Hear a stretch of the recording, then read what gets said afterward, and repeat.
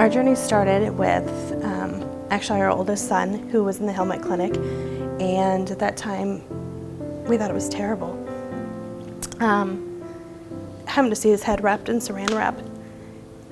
And we said if we ever have another child, we hope we never have to go through that again.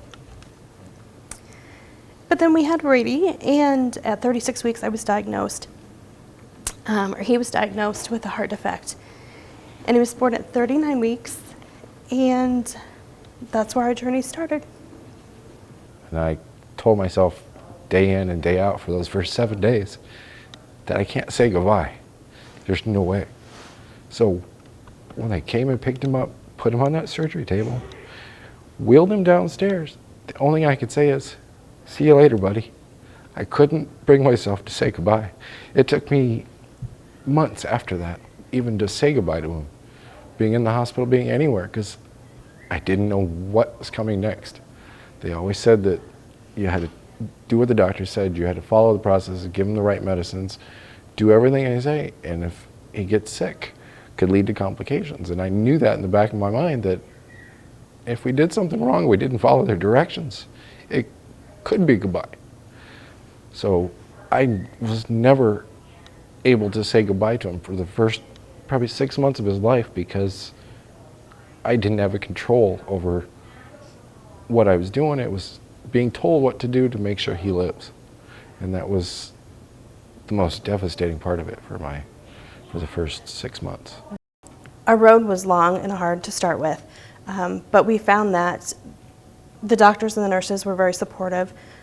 Anytime we had questions, they were more than willing to ask. I remember one night sitting with Brady, probably 11:30 at night, and Dr. Ham walks down the hallway. And he said, hey, I just have a question. He goes, yep. He sat down on the couch next to me, got out the whiteboard markers and started drawing different diagrams and things, trying to help me figure out what was going on with Brady's heart. And made a huge difference. The nurses that had him the very first day or two came back to check on him. They became part of our family. They cared about him. They cared about us. We go back, and it's never scary for him. We actually had an appointment today, and he was so excited to come see his friends.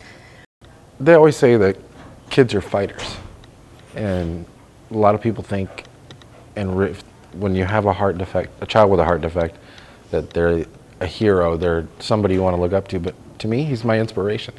I do a lot of awareness activities and support for the CHD community, and he's my inspiration, because I want to take all of that frustration, that sadness, that anger, and turning it into something positive. And we, as a family, have done that over the last 6 years, is try to bring awareness to Children's Hospital, to congenital heart disease, to make sure that everybody has the knowledge, the hospital has the funds to treat these kids the best they possibly can. And that's the way that we give back. We knew that clear back from day one that we had to do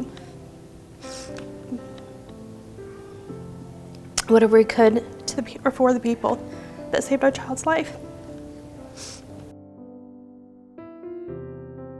Thank you for helping kids.